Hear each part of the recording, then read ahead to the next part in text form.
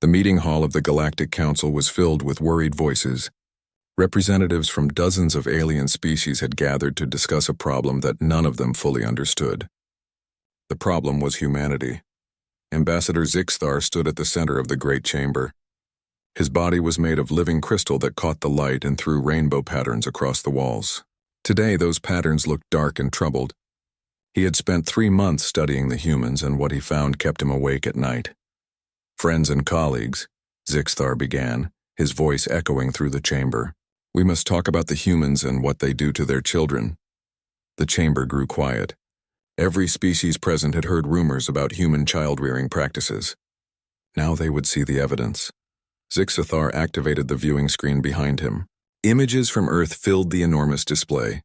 The first image showed a small human child, perhaps 5 years old. The child was running across a field, chasing a black and white ball. Other children ran with him, some trying to take the ball away. They collided with each other repeatedly. They fell down. They got up and kept running. This is called soccer, Zixthar explained. Human children begin this activity as soon as they can walk properly. Watch what happens when they fall. The screen showed a little girl trip and hit the ground. She cried for a moment. Then an adult human, presumably her parent, helped her stand. The adult said something. The girl nodded, wiped her eyes, and ran back into the game. Our translation systems captured the parent's words, Zixthar said quietly. The parent told the child to try again. This phrase appears constantly in human child development. Try again, get up, keep going. They teach this to children who are barely old enough to speak. The next series of images showed more activities. Human children swimming in pools, pushing their small bodies through water until they were exhausted. Children climbing tall structures made of metal and wood, risking falls from dangerous heights. Children hitting balls with wooden bats, throwing objects at targets, running until they collapsed from tiredness. Council member Thessa leaned forward in her seat. Her species, the Aquarians, raised their young in peaceful pools where they learned mathematics and philosophy. The images she was seeing looked like torture. Is this punishment? She asked. What crimes have these children committed? No crimes, Zixthar replied. This is normal. This is what humans call play, what they call sports, what they call fun. A wave of shocked whispers filled the chamber. Several council members checked their translation devices, certain they had malfunctioned, but the translations were correct. Zixthar continued his presentation. The humans have organized these activities into systems. They have what they call Little League, where children as young as 4 years old learn to throw objects with precision and work in teams to defeat other teams. They have gymnastics, where young humans bend and flip their bodies in ways that would injure most species. They have martial arts, where children learn combat techniques from trained instructors. By the ancients, muttered General Crix of the Tethon Empire. They are building an army. Every child is a soldier in training. That is what we believed at first, Zixthar agreed. But our research suggests something more complex and perhaps more concerning. Watch this. The screen showed a human boy named Danny Mitchell. He was attempting to climb across horizontal bars suspended above the ground. He made it halfway across, then his hand slipped. He fell several feet to the ground below. The watching aliens gasped. Surely the child was injured, but Danny stood up. He looked at his hands, which were slightly red from the friction. Then he jumped up and grabbed the bars again. He fell again. He climbed again. He did this 7 times before his mother called him to leave the playground. They condition their children to ignore pain, Zixthar said, to treat failure as temporary, to view physical challenges as problems to be solved through repeated effort. By the time a human reaches adult age, they have experienced thousands of failures and learned to persist through all of them. The chamber was silent now. Every representative was thinking the same thing. What kind of species does this?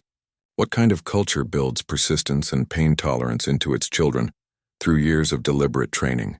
High Chancellor Gormeth spoke up, his 3 eyes blinking in a pattern that showed deep concern. We have seen their military. We know humans are effective warriors. We assumed this came from their military academies and advanced technology. But you are saying the foundation is built much earlier.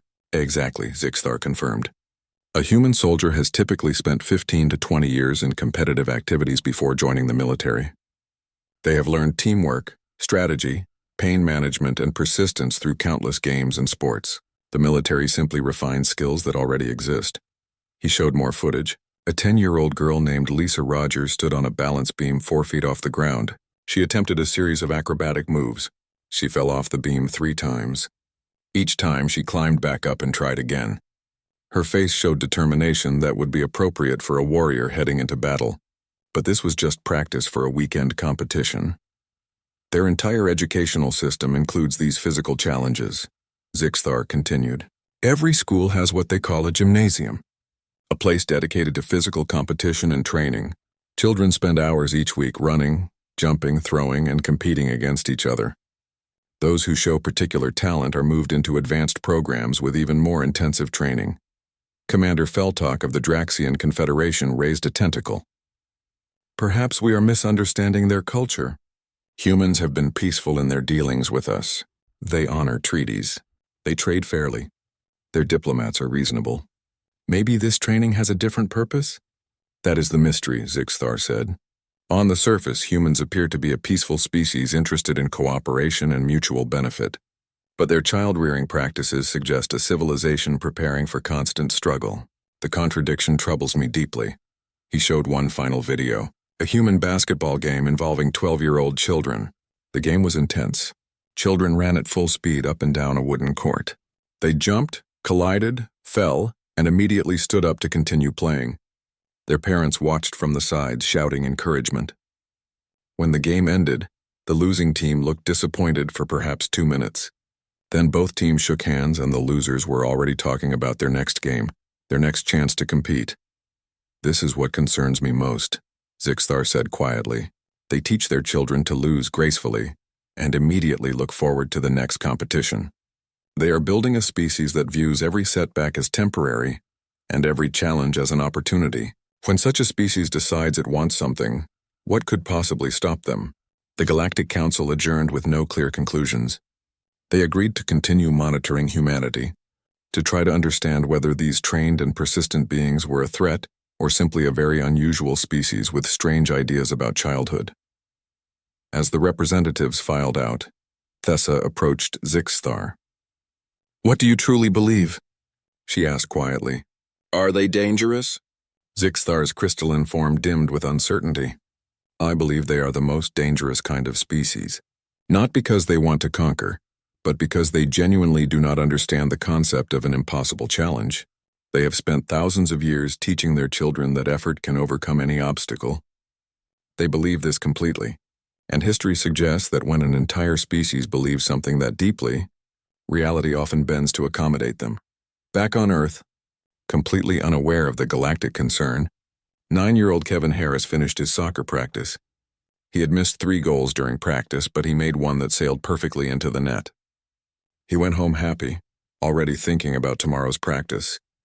Tomorrow he would try to make 2 goals, then 3, then more. This was normal for him. This was normal for all humans. They tried, they failed, they improved, and they tried again. They had been doing it for so long that they did not even realize how unusual it was. To them, this was just life. The galaxy was only beginning to understand what that meant. 6 months had passed since the Galactic Council's emergency meeting about humanity. The concern had not faded. If anything, it had grown stronger. Now, a research ship called Seeker 7 floated in orbit around Earth, completely invisible to human detection systems. Dr. Veloth stood in the observation room of the ship, his forearms moving quickly across multiple control panels. He was the galaxy's leading expert on how different species raised their young. If anyone could understand humans, it would be him. Behind him stood 11 other scientists, each from a different world, each equally puzzled by what they had seen so far. Beginning detailed observation, Dr. Veloth announced. Target location is a human educational facility in North America. The facility is called Lincoln Elementary School. The scientists watched as yellow vehicles arrived at the school building. Small humans poured out of these vehicles and rushed toward the building's entrance. They moved with such energy that several of the alien observers stepped back from the screens instinctively. Such violence in their movements, noted Dr. Sella, whose species communicated through gentle pheromones.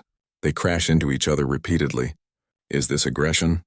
Our analysis suggests it is social bonding, Dr. Veloth replied, though he sounded uncertain. They appear to enjoy the physical contact. The morning started normally enough. The human children sat in rows and learned mathematics. They read books. They studied basic science. The alien researchers relaxed slightly. This looked similar to how most civilized species educated their young. Then came something the humans called recess. The children exploded out of the building into an outdoor area filled with strange equipment. What happened next made every scientist in the observation room lean closer to their screens. A boy named Chris Bennett hung upside down from a metal bar, his legs hooked over it, his face turning red as blood rushed to his head. He was laughing. Nearby, a girl named Amanda Price climbed a vertical ladder that reached higher than 3 times her height. When she got to the top, she grabbed a smooth metal pole and slid down at high speed, using only her hands to control her descent. "Stop," Dr. Veloth commanded. "Replay that last sequence. Focus on the female child's hands." The footage played again in slow motion. Amanda's hands gripped the pole tightly. The friction created heat. Her palms turned red. At the bottom, she looked at her hands briefly, then immediately ran back to climb and slide again. "She is deliberately damaging her skin," Dr. Sella whispered, "creating calluses through repeated injury. This is how warriors are built." But what the researchers saw next shocked them even more. The humans divided into 2 groups for something called dodgeball. The rules became clear quickly. 2 teams, multiple rubber balls, and the goal was to hit opponents with thrown balls while avoiding being hit yourself. Dr. Veloth watched a 9-year-old boy named Jake Matthews organize his team. The boy positioned stronger throwers in the back, placed faster children in front, and created a strategy that looked remarkably like military tactics. When his team attacked, they did it with coordination that would impress professional soldiers. "This is combat training," Dr. Veloth said flatly. "These are children and they are learning warfare through games." "Look at their reactions to failure," added Dr. Ixlar, a floating gas form being.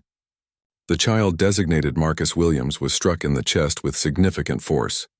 He showed pain for exactly 2 seconds. Then he smiled, left the playing field, and began analyzing his team's strategy with other eliminated players. "They are learning to accept defeat and immediately seek improvement," Dr. Veloth realized. "This is not just physical training. This is mental conditioning." Over the following weeks, the research team observed hundreds of human children across dozens of facilities. They watched swimming lessons where children learned to survive in water, an environment that would kill most galactic species. They documented martial arts classes where 7-year-olds learned to fall safely and redirect force. They recorded dance classes that taught precise body control, but it was organized sports that provided the most disturbing data. At a youth baseball game, the team watched 9-year-old Sophie Turner step up to bat. She had failed her previous 2 attempts. The researchers expected her to be replaced by a more capable team member. Instead, she approached the plate again, determination clear on her small face. The pitcher, a boy named Tyler Jackson, threw the ball at approximately 60 kilometers per hour. Sophie's eyes tracked it. Her muscles tensed. She swung the bat. The crack of the bat hitting the ball made several researchers flinch. Sophie had hit it hard, sending it far past the defensive players. She ran to first base, then second base, moving as fast as her legs could carry her. When she reached second base safely, she stood there breathing hard, grinning with triumph. Her heart rate peaked at 170 beats per minute, Dr. Sella said, checking the biometric data their sensors had collected. She pushed herself to near maximum cardiovascular capacity. For a game. For recreation. Dr. Veloth was silent for a long moment. "Show me all footage of the adult humans." The parents. The screens filled with images of human adults watching their children compete. The researchers expected to see stern military commanders training future soldiers. Instead, they saw something more complex and more concerning. A father named Gregory Hayes cheered loudly when his daughter Nicole completed a difficult gymnastics routine. When she fell on the next attempt, he consoled her. The scientists could hear his words clearly through their audio sensors. "That's okay, honey. You've got this. Try again, try again." The researchers heard variations of that phrase hundreds of times across all their observations. "Fall down, try again. Lose the game, try again. Miss the shot, try again." The alien scientists began reviewing all their collected data, searching for patterns. What they found was both fascinating and frightening. Human children, on average, participated in organized competitive activities 3 to 5 times per week. These activities were voluntary. The children wanted to do them. Parents supported these activities enthusiastically, spending significant time and resources to enable their children's participation. More importantly, the activities were designed to push children beyond their comfort zones. Swimming instructors made children swim until they were exhausted, then encouraged them to swim more. Soccer coaches designed drills that were deliberately too difficult, forcing children to fail repeatedly until they improved. Basketball trainers created scenarios where children had to perform under pressure with their teammates and parents watching. They are systematically exposing their young to controlled failure, Dr. Veloth explained to his team. Every sport, every game, every competition is designed to push the child to their limits and then slightly beyond. The children fail, experience disappointment, and then are immediately encouraged to try again. What kind of species does this? Dr. Ixlar pulsed with confusion. We protect our young from failure. We guide them toward success. Humans seem to deliberately create failure scenarios. Because they believe failure is the best teacher, Dr. Veloth said slowly, understanding dawning on him. Look at this data. A typical human child participating in sports will experience thousands of failures before reaching adulthood. Missed shots, lost games, failed attempts at difficult skills. But they are trained to view each failure as a learning opportunity, not as a permanent setback. He pulled up a specific video. It showed 10-year-old Chris Bennett trying to make a basketball team. He was not selected. The video showed him walking away, clearly disappointed. The researchers expected the story to end there, but their follow-up surveillance showed Chris finding a different league that accepted beginners. It showed him practicing in his driveway every evening for months. It showed him improving gradually, steadily, through sheer persistent effort. This is what we missed, Dr. Veloth said to his team. We thought humans were training their children for war, but they are training them for something more fundamental. They are teaching them that effort matters more than talent, that persistence overcomes obstacles, and that defeat is never permanent unless you stop trying. That is more frightening than military training, Dr. Sella observed quietly. You can defend against weapons. You can counter tactics. But how do you defeat an opponent who genuinely does not understand the concept of giving up? The research vessel prepared to leave Earth orbit, its mission complete. The scientists had gathered more data than they could analyze in months. But the core conclusion was clear. Humans were not preparing their children for war. They were preparing them for life in a way that assumed life would be full of challenges, failures, and obstacles. They were building a species that viewed every problem as solvable through effort and every setback as temporary. Dr. Veloth composed his report to the Galactic Council. He chose his words carefully, knowing they would cause concern across the galaxy. Humans train from childhood, he wrote, not because they expect conflict, but because their entire culture is built on the assumption that persistence can overcome any challenge. They teach this belief so thoroughly that by adulthood, humans genuinely believe that sufficient effort can accomplish nearly anything. History suggests that when an entire species believes something this deeply, they often prove themselves correct. He paused, then added one final obs. The Galactic Council's research into humanity had created waves of discussion across hundreds of worlds. Most species viewed the findings with concern or curiosity, but one species saw something different. One species saw opportunity. War Master Draklon of the Kruvan Dominion sat in his command chamber, reading the reports about human child-rearing practices. His massive frame, built for a world with twice Earth's gravity, barely fit in the oversized chair. His scarred face twisted into something that might have been a smile. These humans, he said to his gathered generals, the Council fears them because their children play games. This is weakness disguised as concern. General Throck, his second-in-command, shifted his weight. War Master, the research indicates their entire population possesses unusual conditioning. Perhaps we should exercise caution. Caution? Draklon's voice was like grinding stone. I see something the Council does not. I see an opportunity. He stood, his full height impressive even among his own people. The humans control 3 resource-rich star systems near our border. Systems we need for expansion. The Council's treaties prevent direct aggression, but there is another way. He turned to his generals, explaining his plan. The Kruvan would propose a military exercise to the humans. A war game, a simulation of combat between matched forces. The Kruvan had won every such exercise against every species they had challenged. When they defeated the humans decisively, it would demonstrate Kruvan's superiority. The humans, understanding their place in the galactic hierarchy, would negotiate away the star systems peacefully. It is perfect, Draklon concluded. We gain what we need without violating council law. The humans will understand they cannot match Kruvan military might. 3 weeks later, the proposal reached Earth's United Planetary Defense Council. Admiral Patricia Hughes read it twice, then called her senior staff into her office. The Kruvan want to run war games with us, she said, sliding the message across her desk. Full tactical simulation. They are proposing their best unit against ours. Colonel Ryan Clark, head of strategic operations, read the proposal and frowned. It is a power play. They win the exercise, then use it as leverage. Standard dominance behavior. Admiral Hughes leaned back in her chair. A slight smile appeared on her face. Probably true, but refusing would signal weakness. Besides, this might be educational. Educational for them or for us? Both, Hughes replied. When do they want to do this? 4 months from now. Neutral location, full observation by all council species. They want to face our best unit. Admiral Hughes thought for exactly 15 seconds. Then she picked up her communication device. Get me the Marine Corps Commandant, and find out where Sergeant Major Victoria Ross is currently stationed. Colonel Clark looked confused. Ross, she is a good officer, but why specifically her? Because Ross played competitive soccer from age 5 through college.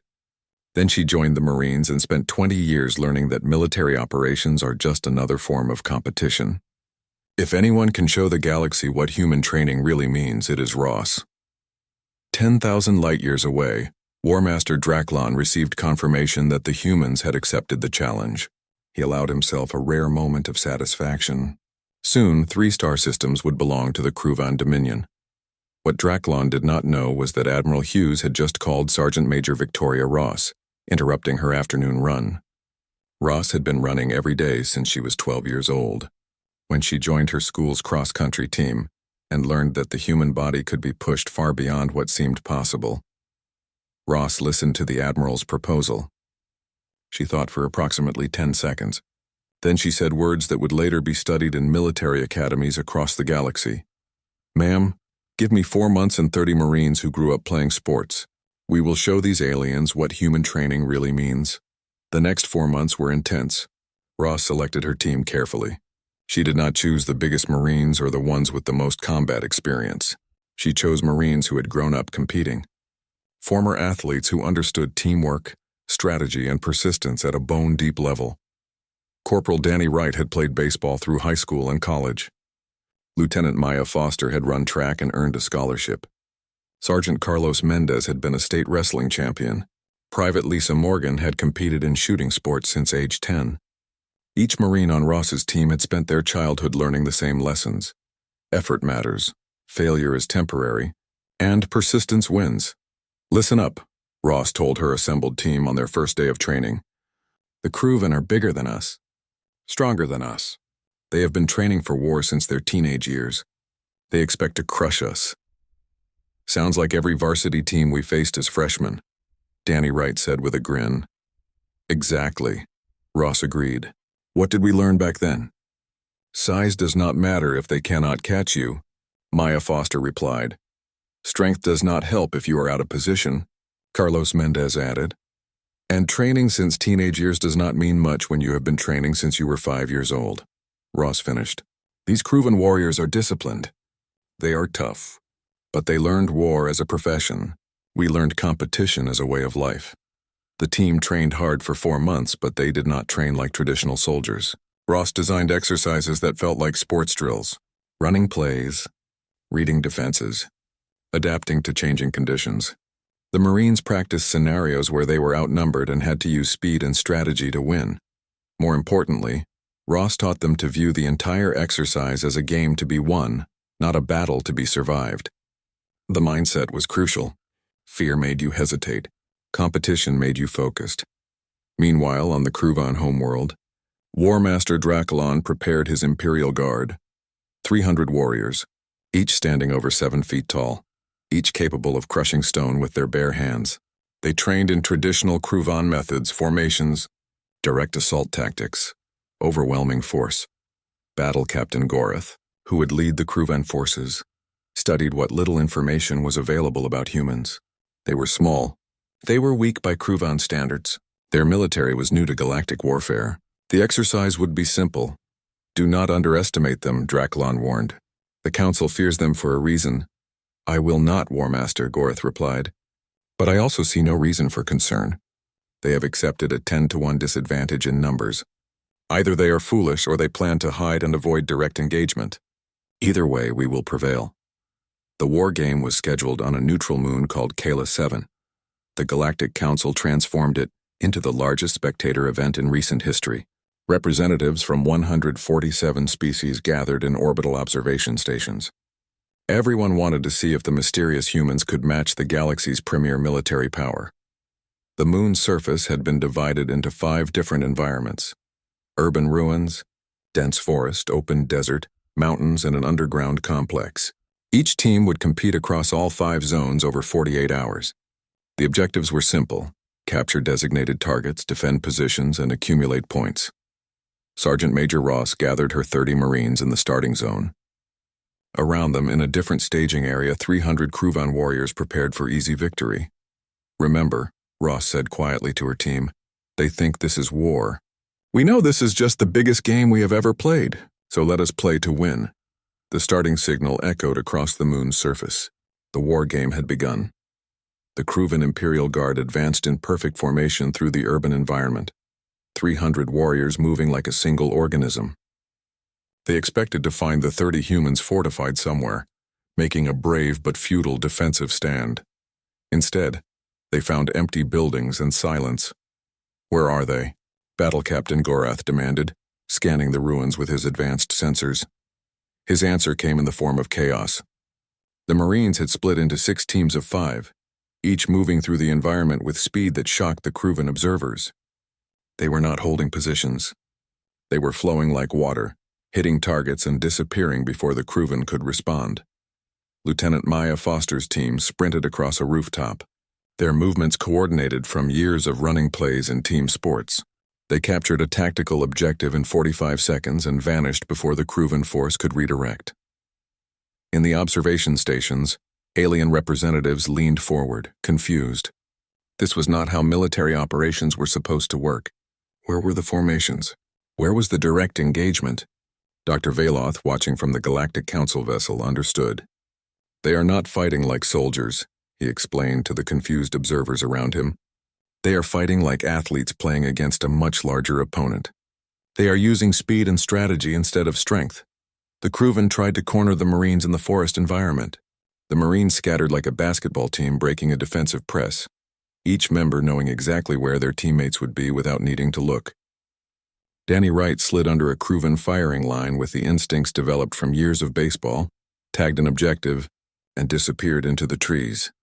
They will not hold position, Gorath reported to Draklon, frustration clear in his voice. They will not engage directly. They just keep moving, then adapt, Draklon ordered. You have superior numbers. Use them.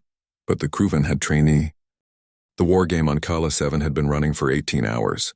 In the observation stations orbiting the moon, representatives from 147 species watched with growing amazement. What they were seeing should not have been possible. 300 Kruvan warriors, the galaxy's most respected military force, were struggling against 30 human Marines. Battle Captain Gorath stood in the desert environment, his tactical display showing friendly forces spread across the terrain. They had been chasing the humans for hours. Every time the Kruvan concentrated their forces to overwhelm a human position, the Marines would scatter and reappear somewhere else entirely. Report, Gorath demanded through his communication system. Team 7 lost another objective, came the reply. The humans hit us from 3 directions, tagged the target, and withdrew before we could respond. Our warriors are exhausted from pursuit. Gorath felt something he rarely experienced, frustration bordering on confusion. His forces had every advantage: size, strength, numbers, and military training that started in adolescence. Yet the humans were matching them point for point. In the observation stations, War Master Draklon watched the tactical displays with growing concern. This was not going according to plan. The humans should have been crushed hours ago. They are using tactics I have never seen, Draklon muttered to General Throck. Watch this. The screens showed Sergeant Carlos Mendez leading his 5-person team through the underground complex. The narrow tunnels negated the crew van size advantage. When a crew van patrol appeared ahead, Mendez used tactics he had learned in high school wrestling. Stay low, control positioning, make your opponent work harder than you. His team led the crew van patrol on a chase through the tunnels, exhausting them before circling back to capture an objective the crew van had left undefended in their pursuit. "It is like they are playing with us," Gorath reported. "Every engagement feels like they already know what we are going to do." Sergeant Major Victoria Ross smiled as she listened to the crew van communications. Her team had spent 18 hours studying how the crew van fought. They learned fast because they had spent their entire lives learning how to read opponents and adapt strategies. "They are predictable," Ross told her team over their communication network. "They commit fully to every engagement. We can use that. Foster, take your team and hit Objective Delta. When they redirect forces right, your team hits Objective Gamma. Make them chase." It worked perfectly. The crew van forces rushed toward one objective just as the Marines hit another. The strategy was simple but effective, something Ross had learned playing soccer at age 8. Make your opponent run more than you do. 24 hours into the exercise, something remarkable showed in the statistics. The crew van had captured more objectives through sheer numbers, but the humans had completed twice as many objectives per person. If the forces had been equal in size, the humans would be winning decisively. Dr. Veloth explained this to the confused observers. "The humans are operating at a higher efficiency rate. Each Marine is accomplishing more than each crew van warrior. This should not be possible given the physical advantages the crew van possess." "How are they doing this?" asked Ambassador Zixthar. "Conditioning," Dr. Veloth replied simply. "Every human in that unit has probably pushed themselves to exhaustion thousands of times. They have learned to function beyond normal limits. Their bodies know how to keep going when other species would stop." He pulled up biometric data. "Look at this. The human-designated Danny Wright has been operating at 70% of maximum cardiovascular capacity for 6 straight hours. His body is running on reserves, but his training allows him to maintain performance. A crew van warrior at the same exertion level would need to rest." But it was not just physical conditioning. As the second day began, the Marines demonstrated something that truly puzzled the observers. They were learning and adapting in real time. Every engagement taught them something new about how the crew van fought. They processed this information instantly and adjusted their tactics. It was like watching them solve a puzzle while running at full speed. That is what competition teaches, Dr. Veloth realized. Humans do not just train physically. They train to constantly analyze, adapt, and improve. Every sport they play requires reading opponents and adjusting strategy on the move. They have done this thousands of times. The breakthrough moment came in the mountain terrain. The crew van had finally cornered a human team led by Lieutenant Maya Foster. 50 crew van warriors surrounded the position. There was no escape, or so it seemed. Foster looked at her 4 teammates. "Remember the play we ran at the academy? The one where we were outnumbered 5-1 in the simulation?" Her team nodded. They scattered in different directions, each taking a separate route through the rocky terrain. The crew van, expecting a coordinated retreat, split their forces to pursue each Marine separately. By the time they realized their mistake, Foster's team had already regrouped at a new location and captured another objective. "They treat every obstacle like a problem to be solved," Ambassador Zixthar observed, "not a barrier to stop them." The war game entered its final phase with the score closer than anyone had predicted. The crew van were ahead, but barely. War Master Draklon watched with growing anger. This was supposed to be a demonstration of overwhelming superiority. Instead, it was becoming embarrassing. "Concentrate all forces," Draklon ordered Gorath. "End this now." With 4 hours remaining, something unprecedented happened. The Marines stopped running. They gathered at a central objective in the mountain terrain and began fortifying the position. "Finally," Gorath said with satisfaction, "they are exhausted. Now we finish this properly." The entire crew van force, 300 warriors, converged on the human position. This would be the decisive engagement that would prove crew van superiority. Overwhelming force against a tired, outnumbered enemy. They walked into a trap that military historians would study for generations. The Marines had spent 44 hours learning everything about crew van tactics. Now they used that knowledge.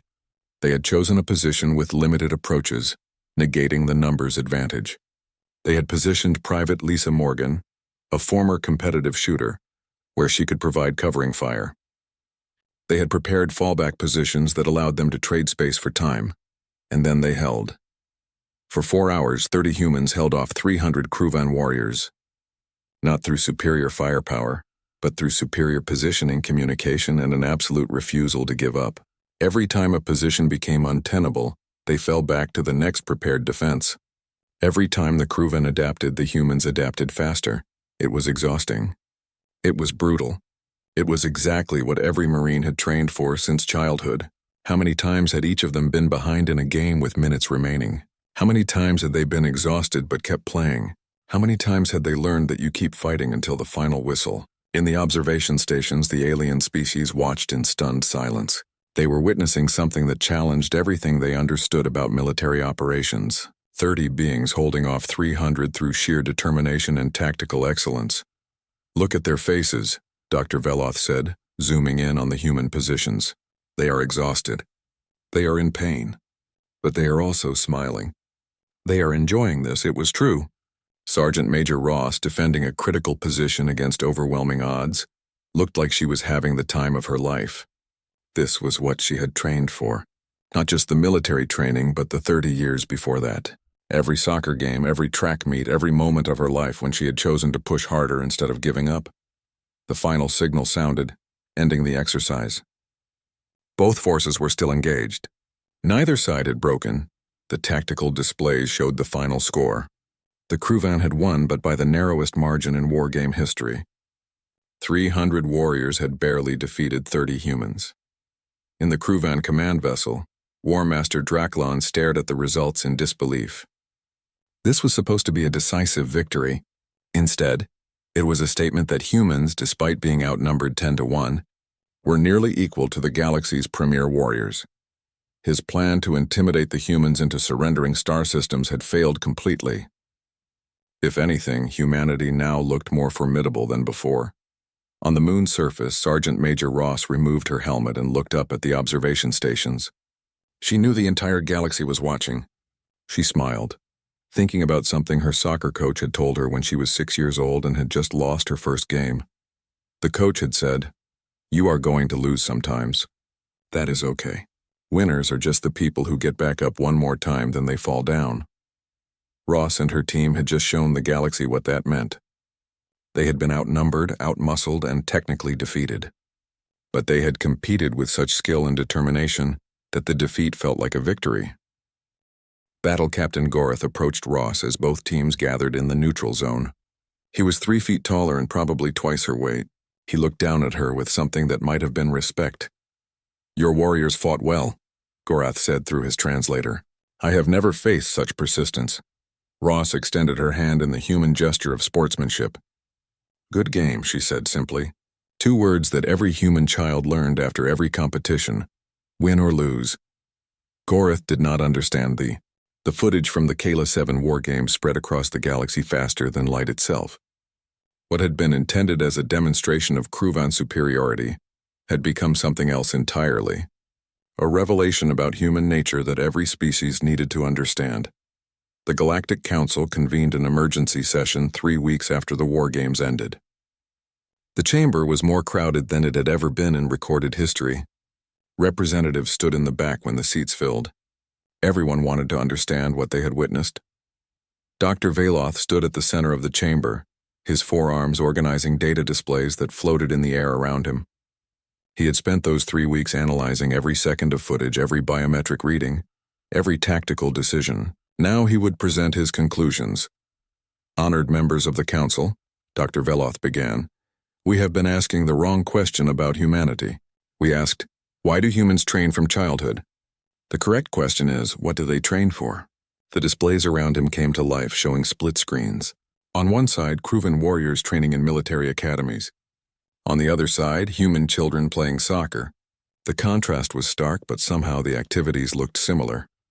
Most species begin specialized training in adolescence or young adulthood, Dr. Veloth continued. "We teach specific skills for specific purposes.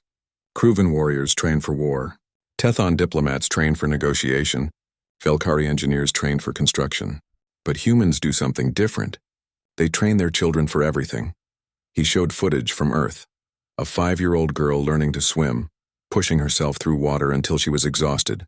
A 7-year-old boy climbing playground equipment, falling, getting up, climbing again. A 10-year-old participating in a spelling competition, failing, studying harder, competing again.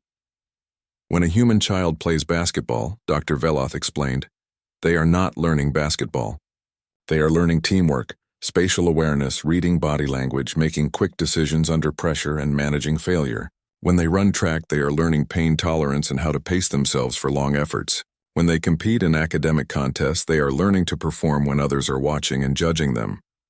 Ambassador Zixthar's crystalline form pulsed with understanding. Every activity teaches multiple skills. Exactly, Dr. Veloth confirmed. And all of those skills happen to be useful in any competitive scenario, including combat. But combat is not the goal. Life is the goal. Humans train their children to view life itself as a series of challenges to be overcome through effort. The council watched footage from the war games, Marines moving with practiced coordination, adapting to changing conditions, persisting through exhaustion. Then Dr. Veloth showed parallel footage of those same Marines in their youth, running plays in football, adjusting strategies in soccer, pushing through fatigue in swimming competitions. The 30 humans who participated in the war games had collectively competed in over 15,000 organized competitions before joining their military, Dr. Veloth stated. Sergeant Major Victoria Ross alone participated in more than 4,000 competitive events between ages 5 and 18. That is not military training. That is cultural conditioning at a level most species do not have words to describe. Council member Thessa spoke quietly. We teach our young that life is to be understood. Humans teach their young that life is to be conquered. Not conquered, said a new voice from the chamber entrance. Everyone turned to see Admiral Patricia Hughes walking toward the center platform. She was the first human ever invited to address the Galactic Council. Admiral Hughes reached the platform and faced the assembled representatives. She showed no fear, only confidence built from decades of facing challenges. Not conquered, Hughes repeated. Challenged. There is an important difference. We do not teach our children to dominate life.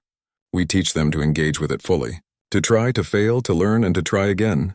Every human in this galaxy has heard some version of the same message since they could walk. Get up. Try again, you can do better. She activated her own display, showing statistics that shocked the council. Between ages 5 and 18, 93% of human children participate in at least one organized sport or competition. 78% participate in multiple activities. We do this not to create soldiers but to create adults who understand that effort matters, that failure is temporary, and that persistence is the path to improvement. War Master Draklon, sitting in the observers section, spoke up. But the result is the same. You create a population that is extraordinarily difficult to defeat in any competitive scenario, including war. Hughes turned to face him directly. Yes, but that is a side effect, not the goal. Humans do not prepare for war. We prepare for challenge. Any challenge. All challenges. When you proposed war games, my Marines did not see an enemy to destroy. They saw a problem to solve like every other competition they had faced since childhood. They approached it the same way, with determination, adaptability, and complete refusal to accept that losing was inevitable. This is why you accepted our challenge, Drakulon said slowly. You were not trying to prove military superiority. You were competing because competition is what humans do. Exactly, Hughes confirmed. Your mistake was thinking military training was the key factor. The 30 Marines I sent had military training, yes, but more importantly, they had 30 years of conditioning before that. Conditioning that taught them how to compete, how to adapt, and how to persist. You cannot prepare for that in 4 months. You cannot prepare for it in 4 years. It takes a lifetime of practice. The council chamber fell into contemplative silence. The implications of this revelation were profound. General Crix of the Tethon Empire was first to speak. This changes everything we thought we knew about human capabilities. We believed your military was formidable because of training and technology. But the truth is that every human civilian has been preparing for competitive scenarios their entire lives. A human merchant has probably competed more by age 20 than our warriors do in their entire careers. It is not just competition, Dr. Veloth added, showing more data.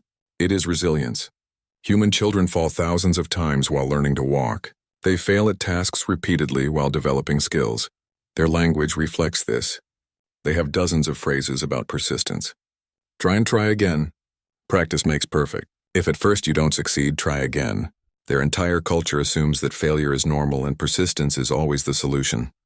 Admiral Hughes nodded. My granddaughter is 7 years old. Last month she tried to do a cartwheel for 3 straight hours before she succeeded. Nobody forced her to do this. She kept trying because that is what humans do. We see a challenge and something in our nature makes us want to overcome it. Not because we are warriors. Because we are curious, stubborn, and we hate the idea that something might be impossible. Ambassador Zixithar addressed Hughes directly. Should we be concerned about human expansion in the galaxy? About your competitive nature leading to conflict? Hughes considered the question carefully. She understood it was important. That depends on whether you view competition as inherently dangerous. Humans will compete. It is in our nature. But competition does not have to mean conflict. We compete in trade, in science, in art, in diplomacy. We push boundaries and challenge limits because that is what we have been trained to do since childhood. But we have also learned that the best competitions are the ones where everyone improves, not where anyone is destroyed.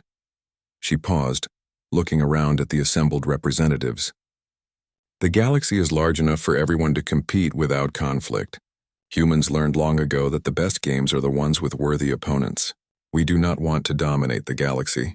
We want to see what we can achieve when we compete alongside civilizations that have been exploring the stars for thousands of years. What discoveries can we make? What problems can we solve?